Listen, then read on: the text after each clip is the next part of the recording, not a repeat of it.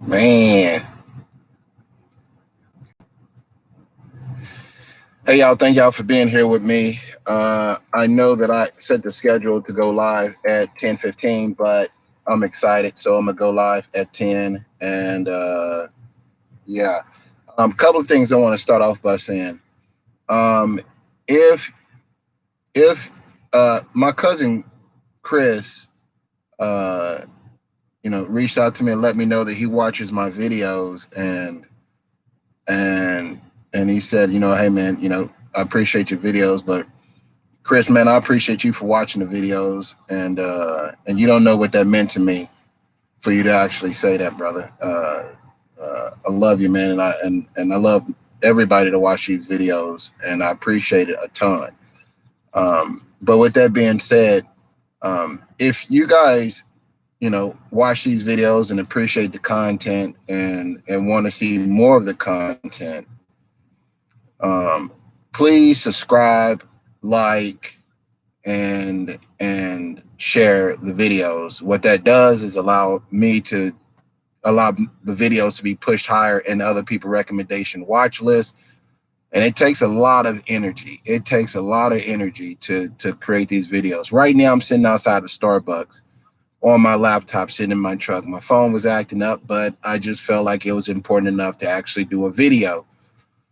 So that's what's going on right now. This should be the intro of each one of my videos, and it probably will be going forward. But just so you guys know, I appreciate everybody who supports the channel, and please continue to support the channel by sharing and liking and subscribing.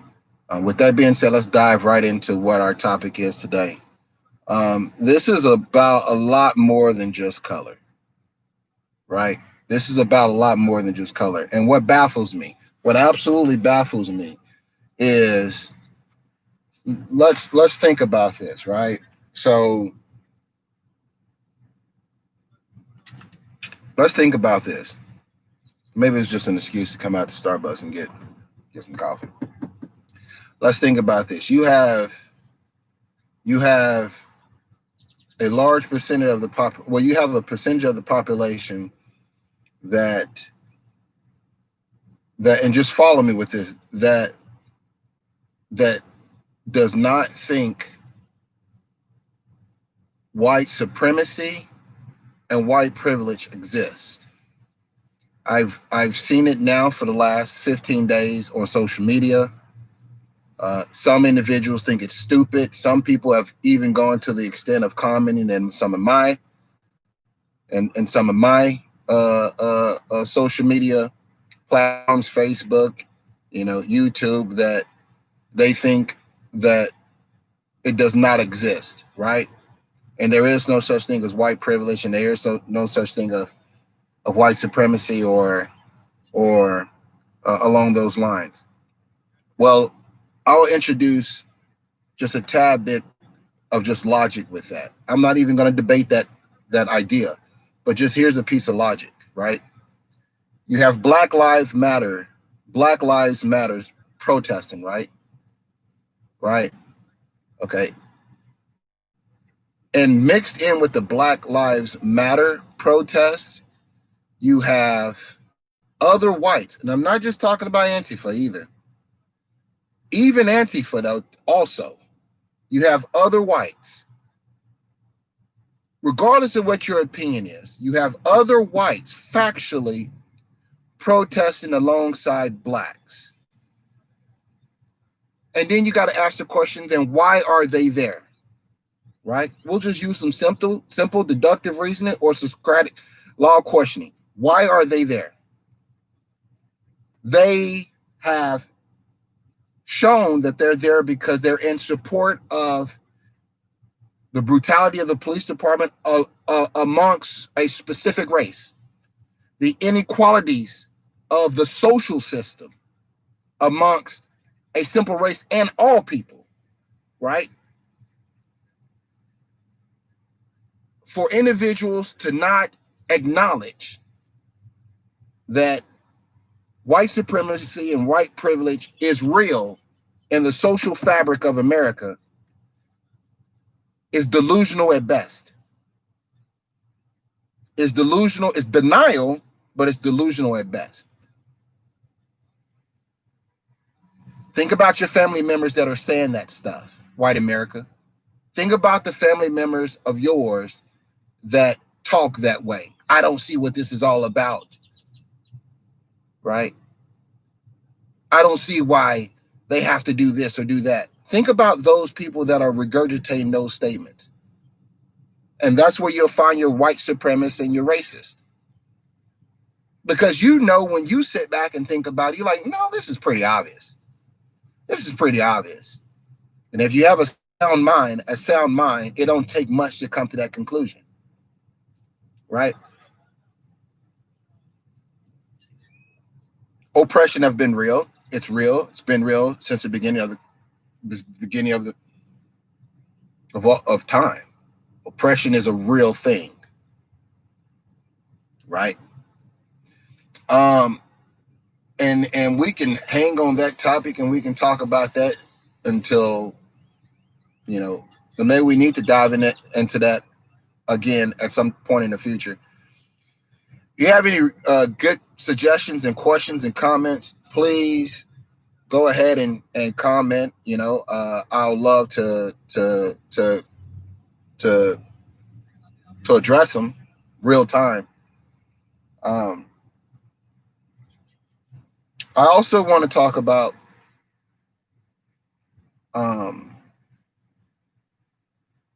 what's going on economically, right? The social injustices economically, right? I'm going to tell you a story where you can see the social injustice economically happen, right? I was driving around looking at property in 2017, and I found a neighborhood that was predominantly Black and Mexican, and it was close to downtown. And I used some simple logic. I said the whites own everything on the west side of I-35. Okay, I'll tell you specific locations and sectors. I said the whites of downtown of I-30 own everything west of I-35. I know that during the 1950s, that when they came in and they established major highways, the major highways was the dividing line of the whites and the blacks.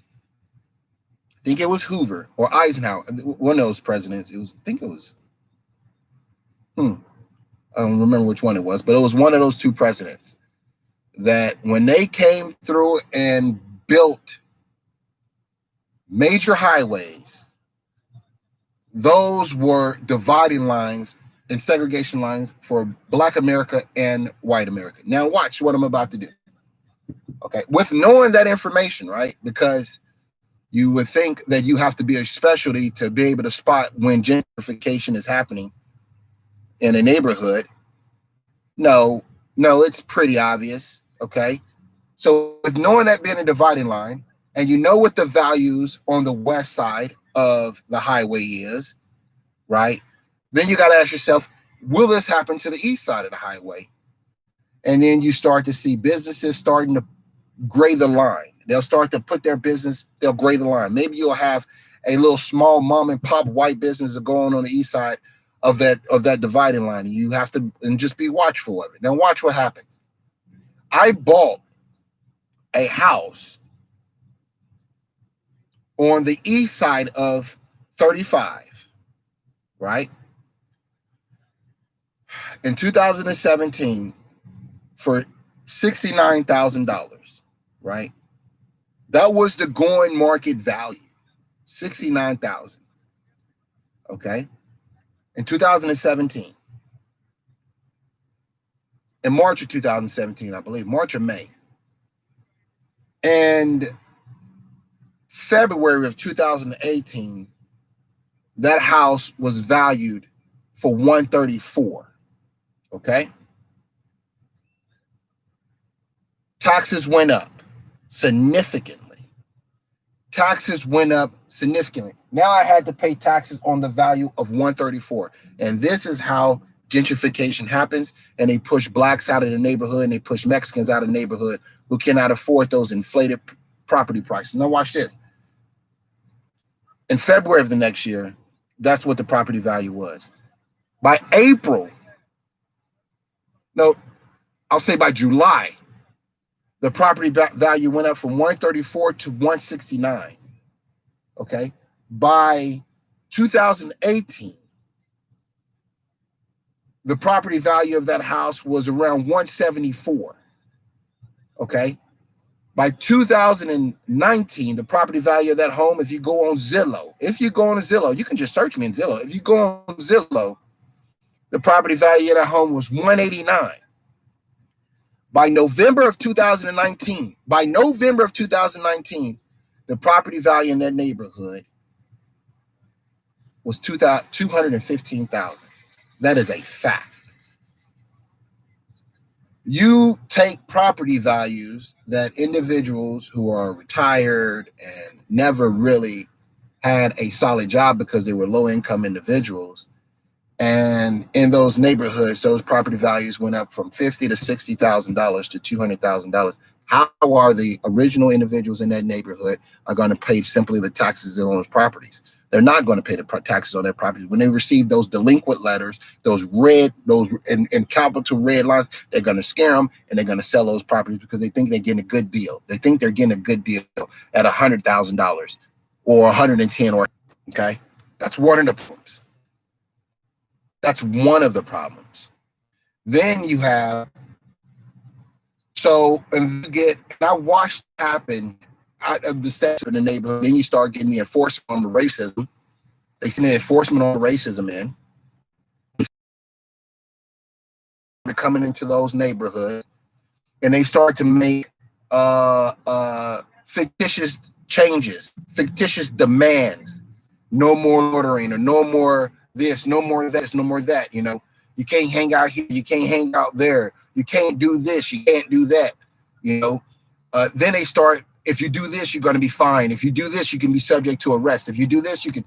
Then they start those little fictitious programs, and it never hit the news. And I'll tell you why it never hits the news, because they do it in sectors. These sectors have names: Charles sector and Nohima sector, and they have names. So they do them per sector. So it never reaches the news because it's not wide scale. And impoverished individuals don't have a voice anyway, right? They never make it to the news because they don't have a voice, right? So then you send your enforcement arm in those communities and say, and every time you see a person walking down the street on a certain street like Carter or Scott, they're subject to be pulled over if they meet the criteria, right? What's the criteria? It ain't the 45-year-old white woman walking the dog. You see what I'm saying? What is the criteria for them to be pulled over, right? Then they get pulled over and they're questioned and ran for warrants and maybe getting a citation, you know, whatever it may be to get that individual out of the neighborhood. That's what happens, right? Right. Right. And then you send the city crews through. The utility crews come through and they put fiber optics in the ground and they redo the sidewalks and they redo the roads, right?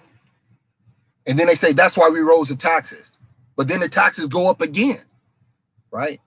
Now you're taxed at 169, and by 200,000, by that time you've significantly minimized the original individuals that was in that neighborhood.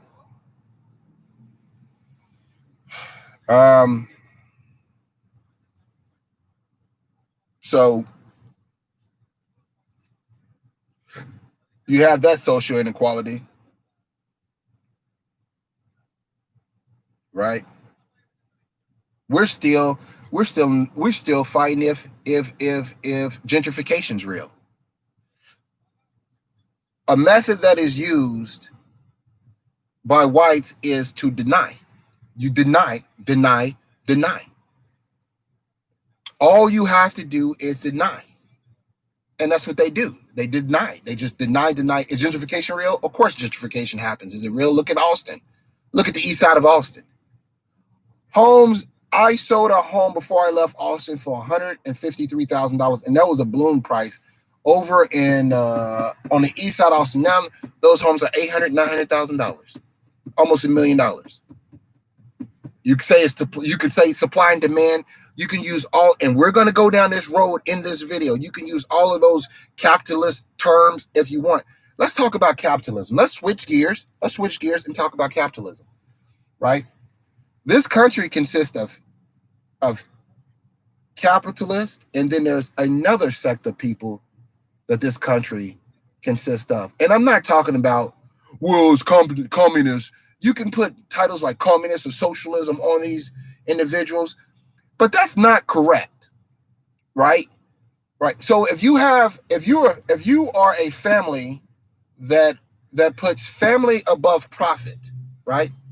If you prefer a balance of being able to put your family above profit, then by that very nature, although you indulge in a capitalist system, you're not a real capitalist. Let me explain to you what a real capitalist is. A real capitalist. At its very essence, capitalism is centered in dog eat dog, right? I am going to be the best at what I am doing, and I don't care what I have to do it. I am willing to do it, right? So I think about my own life situation, right? I had one of my best friends. My best friend, we talking about this at 6 o'clock in the morning this morning. And the question was presented that, I should be humble and I should be proud because of what I have and what I've accomplished, right? And and and if others wanted to do that, they could. And I thought about that statement. I love you, brother, but I thought about that statement real hard. Let me explain something to you. If you come from the bottom of nothing, right? And if you build a small, tiny empire, it comes from God being on your side first, okay? It comes from luck. I know for a fact there are certain houses that the luck of opportunity had to meet preparation. So it comes with a fair amount of luck. But what's third and what's most important, it is infinitely more difficult, if not in every constructive sense of the word, almost impossible to recreate the formula that I created. It is not easy. It's not easy. It's not easy. However, that is if you start from nothing, right? However, if you start from something, meaning if you had family or inheritance and you're given, you can continue to replicate my formula quite easy. I'll say it another way. If you actually don't have to put your own boots on the ground to do the work, you can replicate my formula quite easy. If you have capital to plug in a Hector or a Juan or a low wage individual to perform the task and not use your own what's called sweat equity to do it, right? You can replicate what I did quite easy. Sure can. Sure can. But if you don't have boots to put on the ground, right? If you don't have a Hector or One or a Matt, and you have to do your own sweat equity, your own learn it and do it yourself, it'll take you years and a lot of hours and 16-hour days. 4 hours out of 24, 20-hour days, right?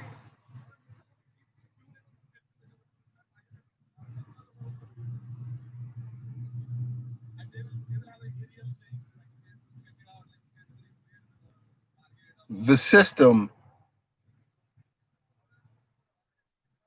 is that way for a reason, right? Why a Matt Sifford to the top, or or or or or found his way out of the forest, the system want Matt to say, hey, buddy, you did it. You you should be happy because you did it. I know that the road to success and wealth is not wide for the common man. It's not. It's not, man. It's not. There was a time in this country when individuals could have a common job, and you could provide for your family and still save money.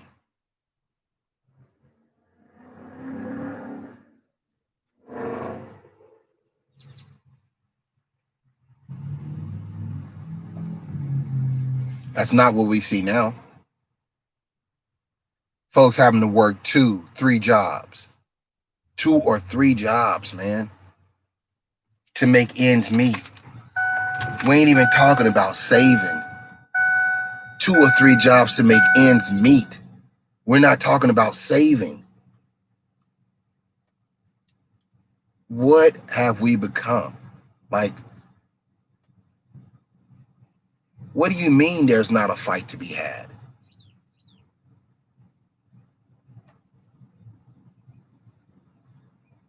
The average person have to work 8 to 10 hours a day to provide for their family.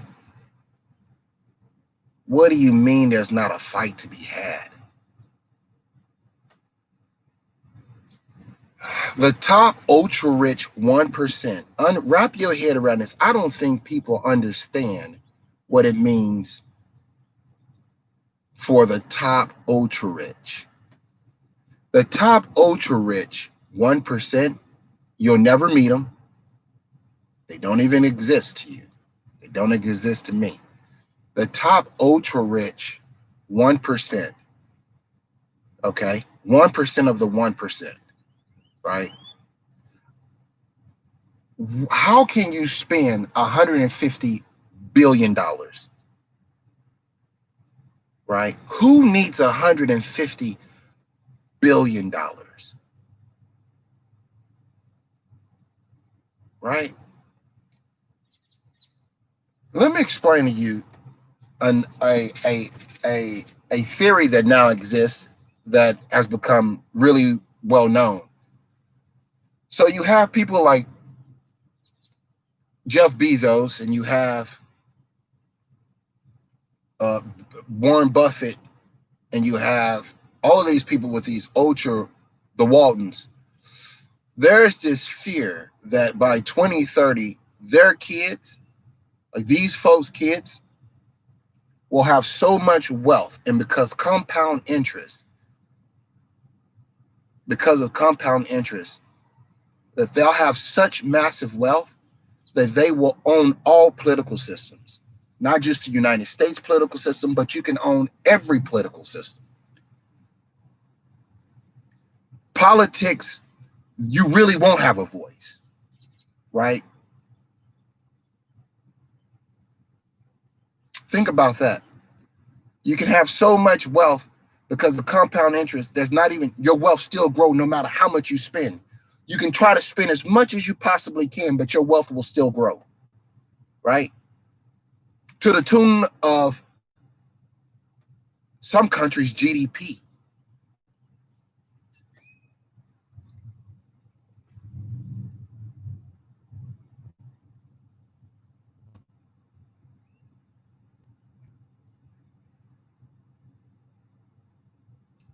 There's a lot that people have to fight for. There's a lot that people have to fight for. And